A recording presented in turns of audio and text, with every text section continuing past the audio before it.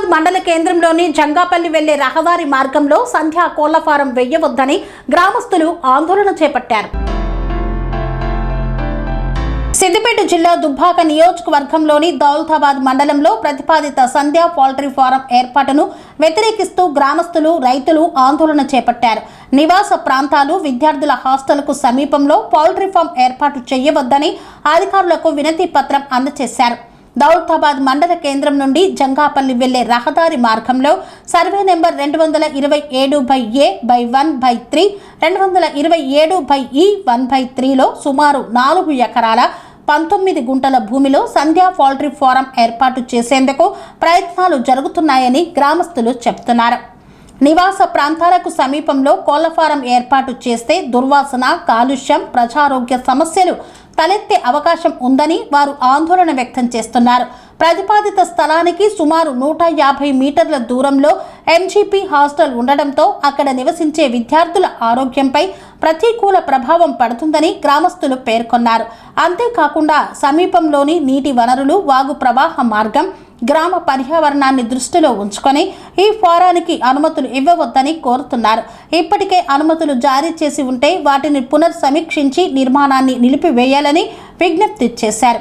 అయితే ఈ ఆరోపణలు మరియు అభ్యంతరాలపై పౌల్ట్రీ ఫారం నిర్వాహకులు లేదా సంబంధిత అధికారుల అధికారిక స్పందన ఇంకా వెలువడలేదు. ఈ అంశంపై అధికారులు ఎలాంటి నిర్ణయం తీసుకుంటారన్నది ఆసక్తికరంగా మారింది. కావున దీనిపైన గ్రామ సెక్రటరీ గారు, ఎంఆర్ఓ గారు అందరూ కలిసి చర్య తీసుకోవాలని కోరుతున్నాం.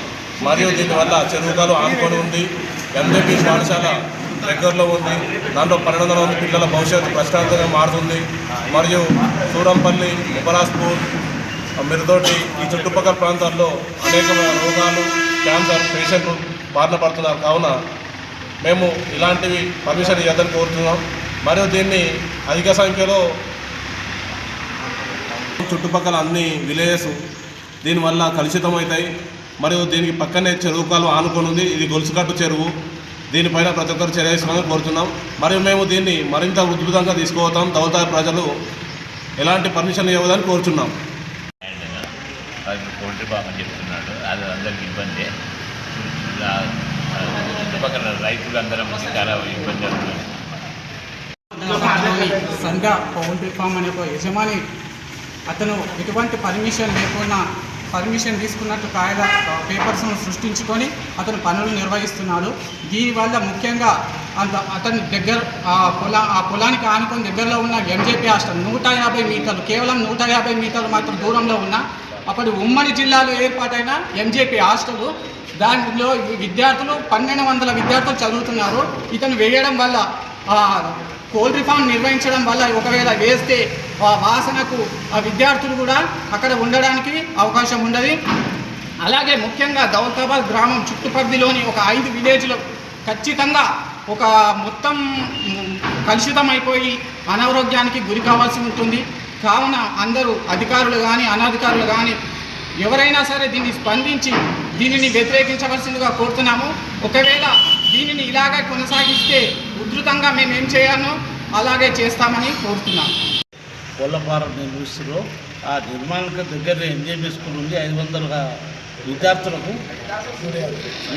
500 అభ్యర్థులకి. అలాగే దౌలతాబాద్ కూడా చాలా ద్రోహం చేసిన అయితే ప్రజలకు ఎవరైతే పైసలు తీసుకుని అయితే ఇచ్చిన పర్మిషన్ వాళ్ళంతా వెనుక తీసుకోవాలి. వెనుక తీసుకోకపోతే బాగుండాలని హెచ్చరిస్తున్నాం. ఉద్యమిస్తాం మొత్తం దౌలతాబాద్ గ్రామంలో అని చెప్తున్నాం.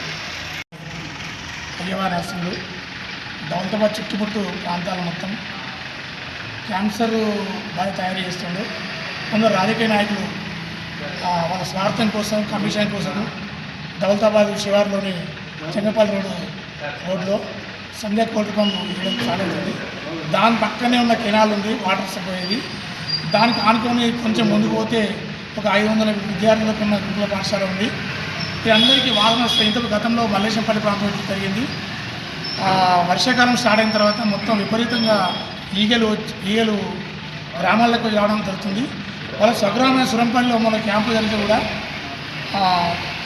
క్యాన్సర్ పేషెంట్ పెరిగిపోతుంది. ఎందుకంటే రోజువారీగా వాసన పీల్చి ఊపిరితిత్తులు మొత్తం పాడై అవే దెబ్బతుంది.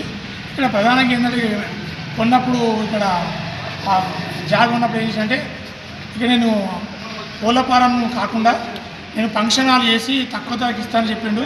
అమ్మిన వాళ్ళు ఒకటే కులానికి చెందిన వాళ్ళు, అమ్మించి ఒకటే కులానికి చెందిన వాళ్ళు, కొన్నలు ఒకటే చెందిన వాళ్ళు. ఇందులో పాలకవర్గంలో ఒకటి ప్రస్తుతం వాళ్ళు కూడా అదే జాతి చెందిన వాళ్ళు. అందులో పాలకవర్గ సభ్యులు కూడా 5,000 10,000 కక్కుర్తి పడి వాళ్ళ అమూల్యమైన 5,000 తాకట్టు పెడతారు. ఇది ఇంతే కొనసాగితే ఎంతగానో తెగించి అవసరాన్ని దాడి చేసిద్దామని చెప్తారు.